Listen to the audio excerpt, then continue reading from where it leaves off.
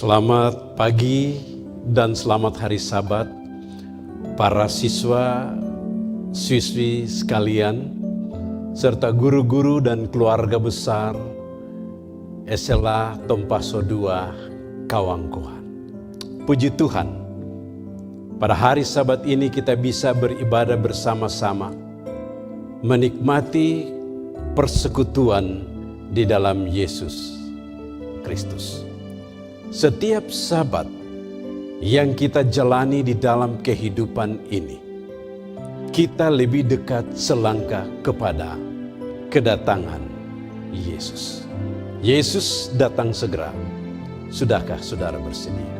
Izinkan saya ucapkan terima kasih kepada Direktur SLA, Bapak Lexi Weley, dan juga teman-teman pimpinan lainnya yang telah melayani dalam institusi Tuhan, serta guru-guru dan staf yang memiliki komitmen dalam mendidik orang-orang muda untuk masa sekarang ini, masa yang akan datang, dan masa kekekalan.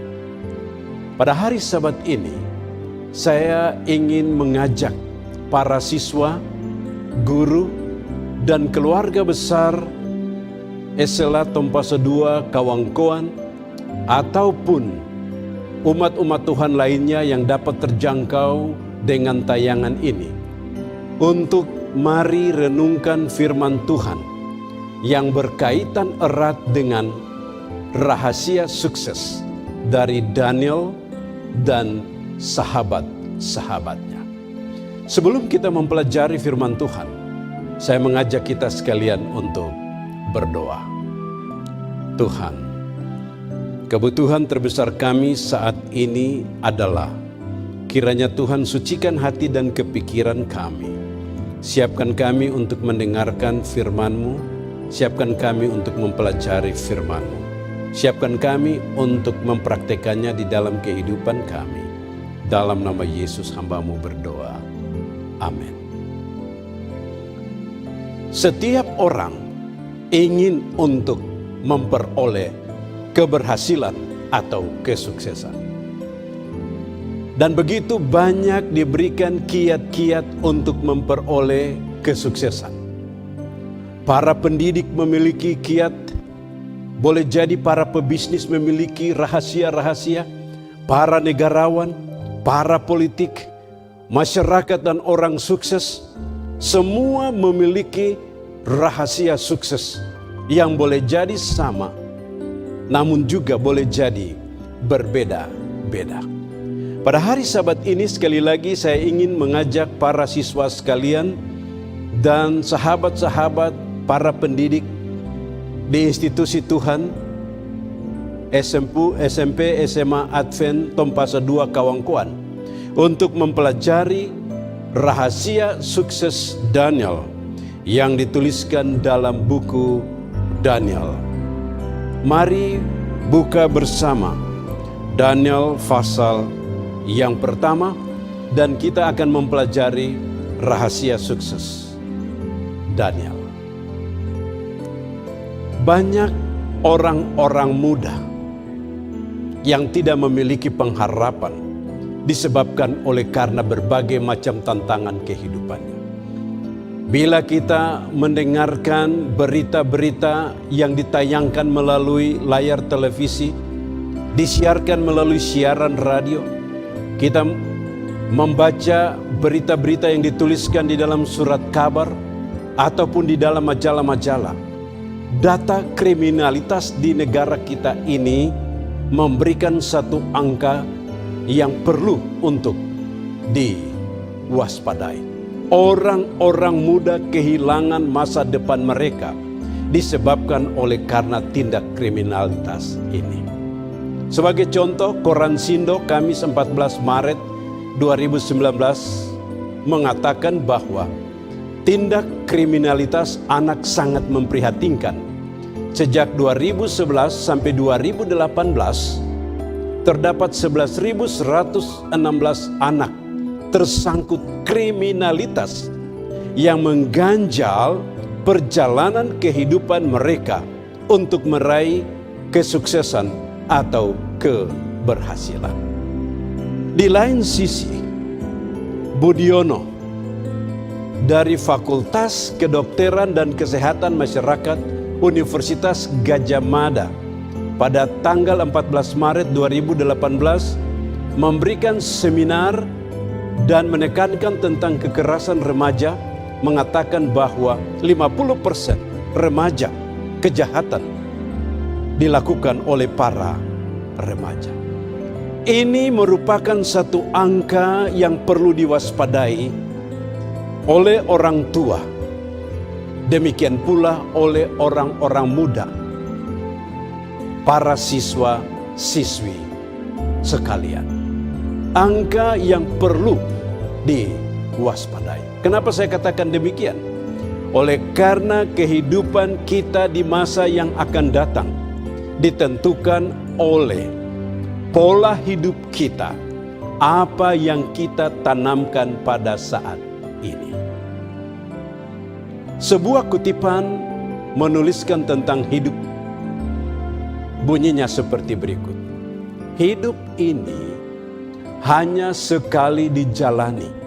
Untuk itu, buatlah yang terbaik di dalam kehidupan. Para siswa sekalian, hidup kita ini hanya sekali dijalani. Pada waktu kita dilahirkan, kita jalani masa bayi hanya sekali dijalani. Orang tua kita memberikan perhatian, memelihara kita, memberikan kasih sayang, mendidik kita dalam seluruh aspek kehidupan kita dengan harapan-harapan hebat akan jadi apa kita kemudian hari. Kemudian masa anak-anak ini kita lewati, kita masuk kepada masa remaja. Masa di mana kita menempuh pendidikan, di mana kita mulai bertindak sendiri, di mana kita mulai mengambil keputusan tentang diri kita. Masa ini adalah masa yang genting di mana kita harus membuat keputusan yang terbaik. Karena kita hanya jalani masa remaja sekali. Sesudah itu kita pindah ke masa muda. Sesudah kita tinggalkan masa muda, kita akan jalani terus tingkat kehidupan seterusnya.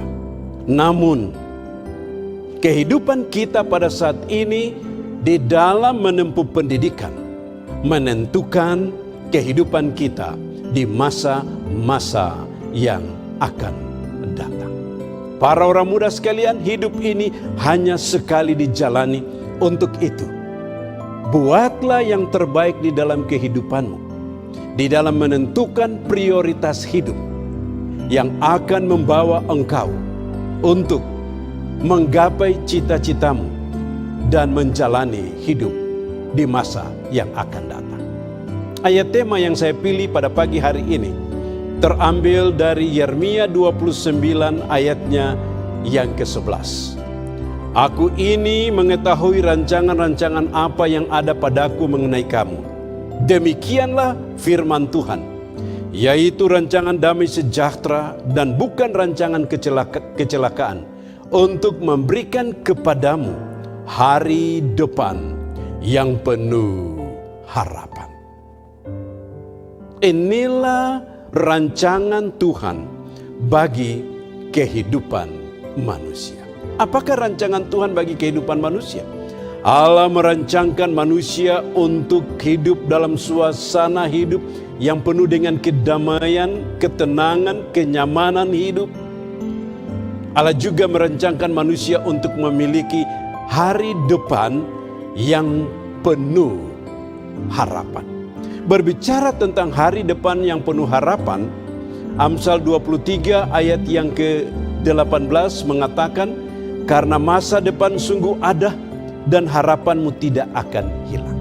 Orang-orang muda, cita-citamu itu ada, cita-citamu itu nyata, dan kerinduan untuk mendapatkan cita-cita itu dalam rancangan Tuhan.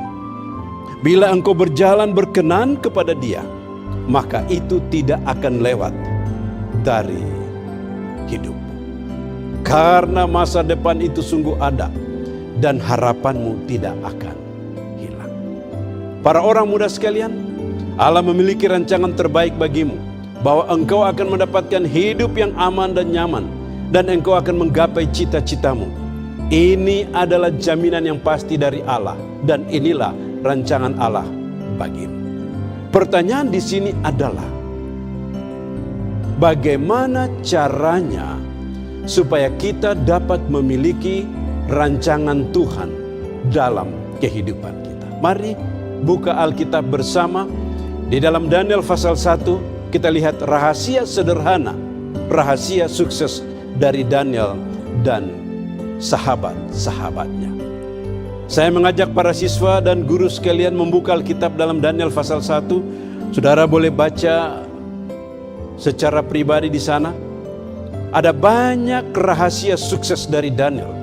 Tetapi saya mau angkat bagian yang pertama.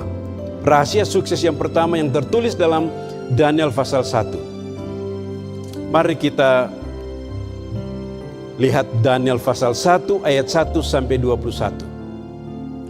Pada waktu terjadi penyerangan Babylon menawan orang-orang Israel, dibawalah mereka untuk ditawan. Dan bukan hanya penduduk Israel yang ditawan, tetapi keluarga bahkan orang-orang muda pun ditawan.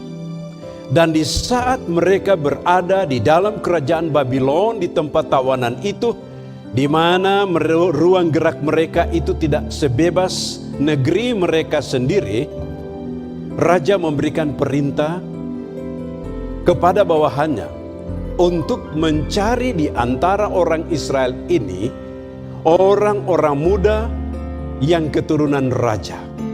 Kemudian, walaupun mereka keturunan raja, ada beberapa syarat lain di sana. Mereka tidak boleh orang yang bercelah. Mereka harus memiliki perawakan yang baik. Mereka harus memahami berbagai hikmat. Mereka harus memiliki pengetahuan yang banyak. Dan mereka harus memiliki pengertian tentang ilmu. Tidak sampai di situ. Ada syarat berikutnya. Mereka harus cakap untuk bekerja dalam istana. Para orang muda sekalian, seandainya Anda diberikan peluang seperti ini, pada waktu ditawan, lalu ada peluang seperti ini, bagaimana perasaan Anda dalam mendengar, bahkan mencoba untuk mengisi tawaran ini? Lalu untuk apa mereka dipilih dan untuk apa mereka dididik? Daniel pasal pertama ayat yang kelima saya bacakan dari Alkitab. Dan raja menetapkan bagi mereka pelabur setiap hari dari santapan raja. Mereka harus dididik selama 3 tahun dan sesudah itu mereka harus bekerja pada raja. Jadi mereka dididik. Untuk apa mereka dididik? Mereka ini dididik supaya menjadi pegawai dan pejabat istana. Sebuah kesempatan yang luar biasa bagi seorang tawanan. Lalu pertanyaan berikut, berapa lama mereka dididik? Ayat yang kelima tadi, mereka dididik selama 3 tahun. Jangka waktu yang tidak terlalu panjang. Tetapi sesudah pendidikan ini, bila mereka tembus, mereka akan menjadi pegawai, mereka akan menjadi pejabat istana. Lalu, apa pelajaran yang mereka pelajari?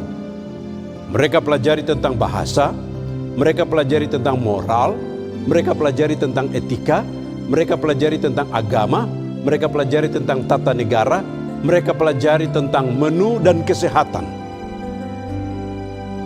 Jadi, di sana ada 4 orang muda Ibrani yang ditemukan kalau kita baca di dalam Daniel 1 ayat 6, di antara mereka itu ada juga beberapa orang Yehuda, yakni Daniel, Hananya, Misael, dan Asaria.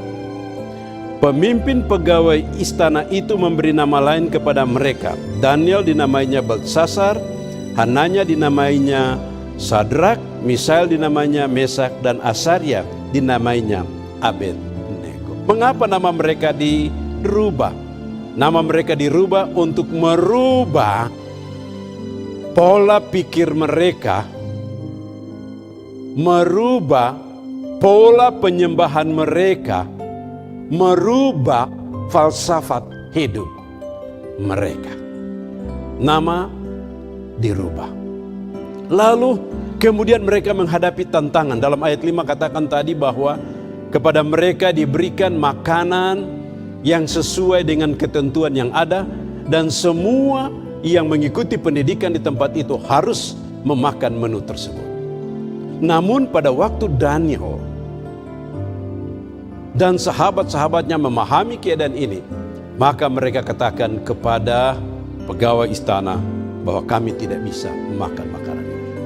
Terjadi tawar-menawar, saya singkatkan ceritanya. Akhirnya pegawai istana mendengar tawaran mereka, dan di hasil akhir dari tawaran mereka itu, ayat 10 katakan, dalam pendidikan itu, tetapi berkatalah pemimpin pegawai istana itu kepada Daniel, aku takut kalau tuanku raja yang telah menetapkan makanan dan minuman berpendapat bahwa kamu kelihatan kurus, kamu kelihatan kurang sehat daripada orang-orang muda lain yang sebaya dengan kamu, sehingga kamu akan dianggap bersalah oleh raja. Kemudian Daniel ada memberikan tantangan di situ, dan sesudah itu apa yang terjadi dengan mereka? Ayat yang ke-20. Dalam tiap-tiap hal yang memerlukan kebijaksanaan dan pengertian, yang ditanyakan raja kepada mereka, didapatinya bahwa mereka 10 kali lebih cerdas daripada semua orang berilmu dan semua ahli jampi di seluruh kerajaan itu. Ada kesempatan, ada persyaratan, ada tantangan, ada hasil. Mereka diterima kesempatan itu, mereka dihadapkan kepada tantangan, mereka melawan tantangan itu karena mereka punya prinsip, dan sesudah mana mereka melawan tantangan itu, mereka mendapatkan hasil. Hasilnya adalah mereka 10 kali lebih pintar dibanding dari orang-orang pintar yang ada di dalam kerajaan itu. Pertanyaan di sini adalah, apa rahasia mereka? Mari kita baca ulang lagi Daniel 1 ayat 20. Dalam tiap-tiap hal yang memerlukan kebijaksanaan dan pengertian, yang ditanyakan raja kepada mereka, didapatinya bahwa mereka 10 kali lebih cerdas daripada semua orang berilmu dan semua ahli jampi di seluruh kerajaannya. 10 kali lebih cerdas daripada orang-orang berilmu. Pertanyaan di sini adalah, apakah rahasia sukses mereka? Apa yang membuat sehingga mereka ini dalam menggunakan kesempatan ini, mereka didapati 10 kali lebih cerdas daripada orang-orang yang berilmu di dalam kerajaan Babel itu. Mari buka Alkitab kita dan kita mempelajari. Rahasia yang pertama, Daniel 1 ayat yang ke-8. Rahasia sukses Daniel dan kawan-kawannya. Ada kesempatan, ada tantangan, tetapi komitmen yang mereka buat inilah yang membuat mereka sukses. Daniel 1 ayat 8, Daniel berketetapan untuk tidak menajiskan dirinya dengan santapan raja dan dengan anggur yang biasa diminum raja. Dimintanyalah kepada pemimpin pegawai istana itu supaya ia tidak usah menajiskan dirinya. Rahasia yang pertama adalah teguh di dalam kebenaran. Teguh di dalam kebenaran. Keteguhan Daniel membuat dia menolak menu raja adalah sebuah komitmen untuk berdiri di dalam kebenaran. Dia tahu dan sahabat-sahabatnya mereka tahu akibat daripada menolak menu itu. Itu berarti mereka siap untuk menghadapi resiko akibat penolakan itu, bahwa mereka akan kehilangan kesempatan untuk mendapatkan masa depan yang penuh harapan. Bisa saja mereka kehilangan kesempatan untuk mendapatkan pendidikan yang terbaik. Bisa saja mereka juga akan dikeluarkan dari istana raja. Bisa saja bila raja tersinggung dan marah, maka mereka akan dibunuh. Dan ada banyak resiko-resiko lain yang dihadapi. Tetapi Daniel berdiri teguh demi Allah yang dia sembah. Daniel berdiri teguh di dalam kebenaran. Penulis Kristen bernama Ellen Goldwhite dalam bukunya Pendidikan halaman 77 mengatakan, Daniel memutuskan untuk berdiri teguh di dalam ketulusannya dan membiarkan bagaimana akibatnya nanti. Dia berketetapan untuk tidak menajiskan dirinya dengan santapan raja dan dengan anggur yang biasa diminum oleh raja. Dia berdiri teguh di dalam kebenaran di saat kesempatan-kesempatan indah yang harus dia nikmati itu menjadi tantangan bagi dia. Di antara kebenaran dan tawaran kesenangan, dia berdiri benar di hadapan Tuhan. Dan sahabat-sahabatnya, mereka bersedia untuk mengambil resiko apapun yang terjadi di dalam kehidupan mereka. Para siswa sekalian, di dalam setiap kehidupan kita, ada kesempatan untuk menggapai cita-cita kita. Ada peluang untuk mendapatkan hidup yang terbaik di masa yang akan datang. Tapi dalam situasi yang sama ada tantangan-tantangan yang kita hadapi. Dan pada waktu dihadapkan kepada tantangan ini, bagaimana konsep kita di dalam menghadapi tantangan ini? Daniel memberikan rahasia sukses adalah berdiri teguh di dalam kebenaran. Tidak boleh mundur sekalipun. Daniel berdiri teguh di dalam kebenaran Tuhan. Dalam ayatnya yang ke-9, hasil keteguhan dalam kebenaran ini, Daniel 1 ayat 9, maka Allah mengaruniakan kepada Daniel kasih dan sayang dari pemimpin pegawai istana itu. Kalau kita berdiri teguh di dalam kebenaran, siapapun musuh kita, siapapun lawan kita, pada akhirnya juga mereka akan mengakui dan mereka akan mengikuti kita. Berdiri teguh di dalam kebenaran. Hamba Tuhan, penulis Kristen yang bernama Ellen Goldwhite dalam buku Pendidikan 79 katakan, sehubungan dengan keteguhan dan penyangkalan diri yang dilakukan oleh pemuda-pemuda Ibrani itu, berkat Tuhan mendatangi mereka. Jadi, di dalam berdiri teguh dalam kebenaran Tuhan, ada berkat-berkat yang Tuhan siapkan. Engkau dihadapkan kepada masa depan yang penuh dengan kecemerlangan. Namun engkau berada di satu institusi, Educating for Eternity, yang pada waktu engkau tinggalkan akan sekolah ini atau selama berada di sekolah ini, engkau diajarkan untuk berdiri teguh di dalam kebenaran. Tidak boleh diperjualbelikan dengan situasi yang ada. Teguh di dalam kebenaran Tuhan. Rahasia yang kedua,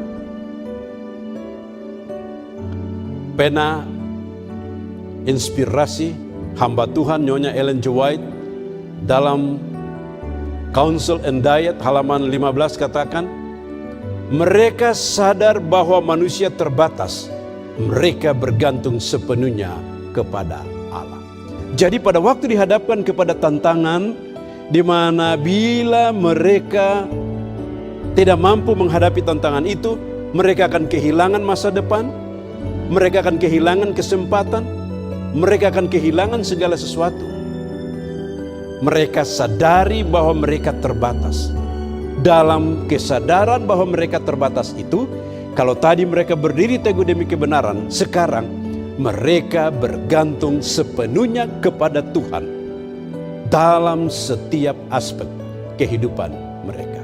Penyerahan total kepada Tuhan. Penyerahan total kepada Tuhan di dalam berdoa, penyerahan total kepada Tuhan di dalam berpuasa, penyerahan total kepada Tuhan di dalam mempelajari kebenaran firman Allah. Oleh karena hanya dengan itulah, maka tantangan-tantangan besar yang dihadapi di depan ini dapat terselesaikan. Mereka telah mempersembahkan kehidupan mereka, mereka telah mempertaruhkan kehidupan mereka. Kemudian mereka berserah kepada Tuhan dalam ketidakberdayaan itu, dan Tuhan memberikan kelepasan bagi mereka. Siapa sesungguhnya Daniel dan sahabat-sahabatnya ini? Mereka adalah manusia biasa yang punya kekurangan. Mereka manusia biasa yang punya keterbatasan. Tetapi pada waktu mereka dihadapkan kepada situasi seperti ini, mereka menyerahkan kehidupan sepenuhnya kepada Tuhan. Maka Tuhan menjadi kekuatan mereka.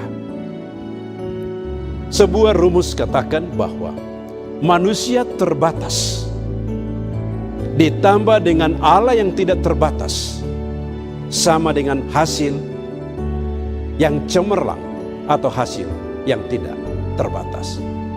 Siswa yang terbatas ditambah dengan kuasa Allah yang tidak terbatas, maka akan menghasilkan hasil yang luar biasa, di luar kemampuan, di luar pemikiran kehidupan manusia.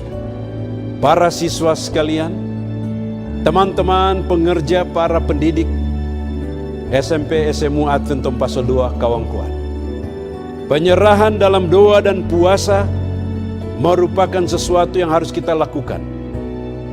Bergantung total kepada Tuhan adalah rahasia yang memberikan kepada kita kemampuan untuk menghadapi berbagai macam tantangan dan memberikan kepada kita kemenangan dalam menghadapi tantangan-tantangan kehidupan ini. Penulis Kristen bernama Ellen Goldwhite dalam bukunya Counsel on Diet halaman 154 katakan, walaupun mereka, para orang muda Ibrani ini tahu kesanggupan dan kepintaran manusia, tetapi ini bukan jaminan sukses. Mereka sadari bahwa keberhasilan itu adalah penyerahan yang sungguh dalam kuasa Allah. Mereka tahu kepintaran, mereka tahu kesanggupan, tetapi bagi mereka itu bukan jaminan untuk keberhasilan. Kenapa?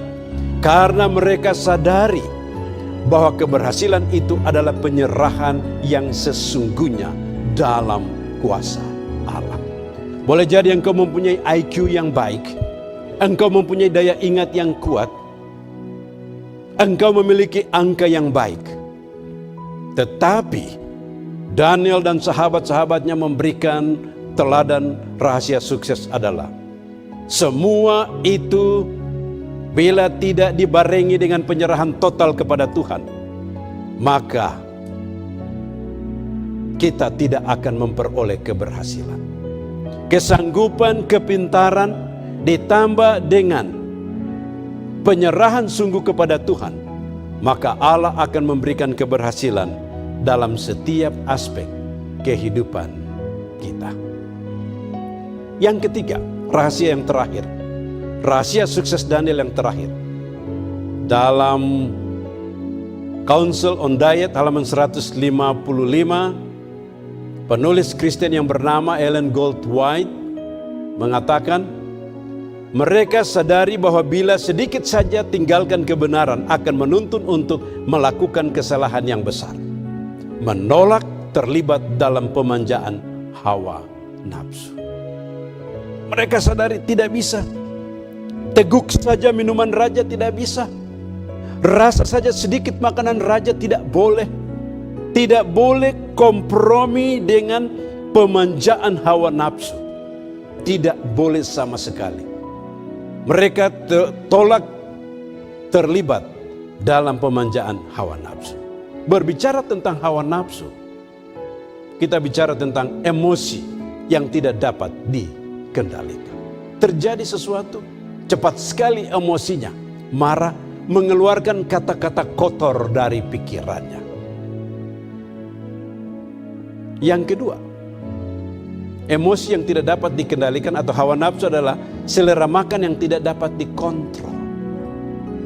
Kita makan makanan yang sehat, tapi seringkali sesudah punya penyakit dilarang oleh dokter jangan makan, kita tidak bisa kontrol, masih tetap makan, hawa nafsu.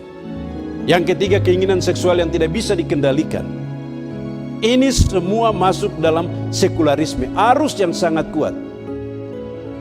Makanan yang disiapkan oleh raja adalah bagian dari pemanjaan selera yang secara perlahan-lahan bila mereka terlibat di dalamnya, mereka akan keluar dari kebenaran yang ditanamkan orang tua dalam kehidupan mereka. Rahasia yang ketiga, mereka menolak terlibat dalam pemanjaan hawa nafsu. Roma 12 ayatnya yang kedua, janganlah kamu menjadi serupa dengan dunia ini, tetapi berubahlah oleh pembaharuan budimu, sehingga kamu dapat membedakan manakah kehendak Allah, apa yang baik, yang berkenan kepada Allah, dan yang sempurna. Ingin untuk menjadi serupa dengan dunia ini. Daniel dan sahabat-sahabatnya jelas menyatakan identitas mereka bahwa kami tidak bisa ini, kami tidak bisa ini, kami tidak bisa ini. Jelas. Mereka bukan abu-abu, hitam dan putih disatukan keluar abu-abu, atau terang dan gelap satu menjadi remang-remang dan lain sebagainya. Tetapi mereka berdiri menyatakan warna mereka bahwa kami tidak bisa. Mereka tidak serupa dengan dunia ini. Mereka berubah di dalam pembaharuan budi, sehingga mereka melihat benar kebenaran Tuhan. Mereka melihat benar apa yang baik. Mereka melihat benar apa yang sempurna, apa yang berkenan kepada Allah. Orang muda sekalian, rahasia sukses yang terakhir, jangan mudah terlibat dengan pemanjaan hawa nafsu. Kita dilingkungi oleh situasi sekularisme, penggabungan antara kebenaran dan kepalsuan untuk tujuan hidup. Justifikasi diri terlalu banyak di sana. Kecenderungan manusia adalah serupa dengan dunia ini. Seringkali kita di dalam gereja, tapi kita membawa dunia di dalam gereja. Ada HP di sana, ada Alkitab di dalam HP itu, ada lagu Sion di dalam HP itu, ada tulisan Roh Nubuat dalam HP itu. Pada waktu kita mendengarkan khotbah, kita dengar HP berdering, kita lihat di sana ada berita masuk WA. Pikiran kita keluar dari pembahasan firman Tuhan dan kita ambil WA itu, kita isi dan kita kirim Facebook dan lain-lain dan lain-lain. Kita gabungkan berhadapan dengan Tuhan dan kesenangan dunia ini. Jangan kamu menjadi serupa dengan dunia ini. Tidak boleh memberikan kesempatan kepada serupa dengan dunia ini. Selanjutnya, pena atau seorang penulis Kristen Ellen G. White dalam Alfa dan Omega jilid 4 halaman 93 katakan, mereka telah diajar bahwa Allah akan meminta pertanggungan jawab mereka atas kemampuan-kemampuan mereka. Sehingga dengan demikian mereka tidak boleh memerosotkan atau melemahkan kuasa mereka. Tidak boleh kompromi dengan dunia ini. Yang benar bilang benar, yang salah bilang salah. Tidak bisa mengakomodir dua-dua di dalam sebuah kesepakatan untuk menjustifikasi diri. Menolak terlibat di dalam pemanjaan nafsu.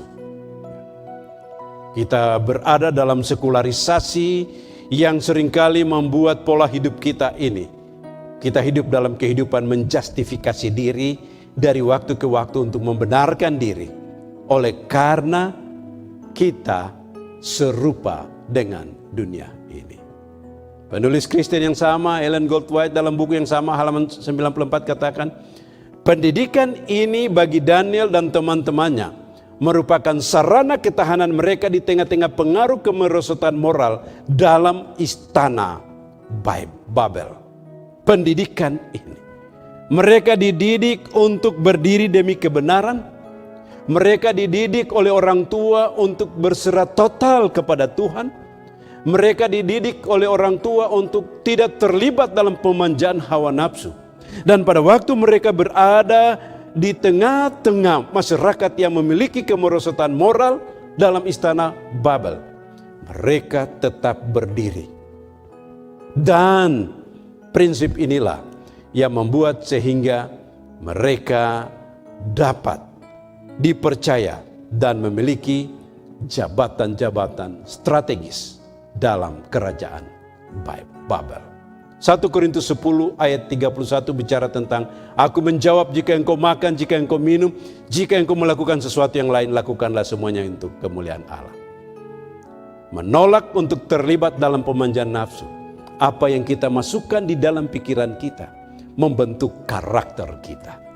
Apa yang kita masukkan di dalam mulut kita membentuk tubuh kita. Apa yang saudara masukkan di dalam pikiranmu, apa yang saudara masukkan di dalam tubuhmu, itu akan menentukan Anda di kemudian hari. Apakah semua itu akan membuat Anda memuliakan Tuhan di dalam kehidupanmu? Perhatikan apa yang kita isi di dalam pikiran kita, apa yang kita isi di dalam tubuh kita. Dr. Ben Carson dalam kutipannya menulis seperti begini. Jika seseorang bertanya tentang latar belakang pendidikan Anda, nyatakan dengan berani bahwa gereja adalah perguruan tinggi saya, surga adalah universitas saya, Allah Bapa adalah penasihat saya, Yesus adalah rektor saya, Roh Kudus adalah dosen saya, para malaikat adalah teman sekelas saya, Alkitab adalah textbook saya, pencobaan adalah ujian saya, mengatasi setan adalah hobiku, memenangkan jiwa bagi Tuhan adalah tugasku, memperoleh kekekalan adalah gelarku, memuji dan menyembah Allah adalah sloganku. Anda adalah anak Allah yang diberkati. Apa prinsip dasar hidup suksesmu? Daniel dan sahabat-sahabatnya memberikan prinsip dasar. Berdiri demi kebenaran, penyerahan kepada Tuhan, tidak tergoda dengan kondisi sekularisasi. Allah mau Anda sukses di dalam kehidupanmu. Allah mau Anda sukses dalam setiap sesi kehidupan dari waktu ke waktu. Saya ingin kutip tulisan yang sama dari penulis yang sama, Alfa dan Omega jilid 6 halaman 101. Katakan, kebenaran jilid 2. Kebenaran dahsyat yang sama yang dinyatakan melalui orang-orang ini adalah yang Allah ingin nyatakan melalui orang-orang muda dan anak-anak sekarang ini. Kalau orang muda Ibrani dengan 3 rahasia sukses tadi bisa sukses, maka Allah mau orang-orang muda pada saat ini memperoleh keberhasilan karena memiliki 3 rahasia sukses itu yang akan memberikan keberhasilan bagi mereka. Kehidupan Daniel dan teman-temannya adalah satu pertunjukan apa yang dilakukan Allah bagi mereka yang menyerahkan diri sendiri kepadanya dan dengan segenap hati berusaha menyelesaikan rencananya. Kehidupan Daniel dan teman-temannya adalah suatu pertunjukan tentang apa yang dilakukan Allah bagi mereka yang menyerahkan diri kepada Allah. Untuk memperoleh kesuksesan dalam hidup yang penuh tantangan ini, maka kita perlu berdiri teguh dalam kebenaran, total penyerahan kepada Tuhan, menolak tawaran-tawaran serupa dengan dunia ini, maka engkau akan sukses seperti Daniel. Kiranya Tuhan di dalam perjalanan pendidikan ke depan, dan bila memiliki 3 rahasia sukses Daniel, saudara akan mendapatkan keberhasilan di dalam hidupmu. Mari berdoa. Bapa di surga, terima kasih untuk pekabaran firman-Mu yang kami pelajari pagi hari ini. Berkatilah kiranya sahabat-sahabat para pendidik di SMP SMU Advent Tompaso 2 Kawangkoan dalam komitmen pelayanan. Dan kiranya Tuhan juga memberkati para siswa yang terdaftar untuk menempuh pendidikan di tempat ini. Kiranya Tuhan jamah hati mereka. Kiranya Tuhan memberikan kepada mereka rahasia sukses Daniel, dan kiranya mereka dapat memperoleh keberhasilan, kesuksesan dalam kehidupan mereka. Kiranya kasih Tuhan, damai sejahtera, berkat sahabat melimpah ruah dalam hidup mereka sekarang dan seterusnya. Dalam nama Yesus hamba-Mu berdoa. Amin.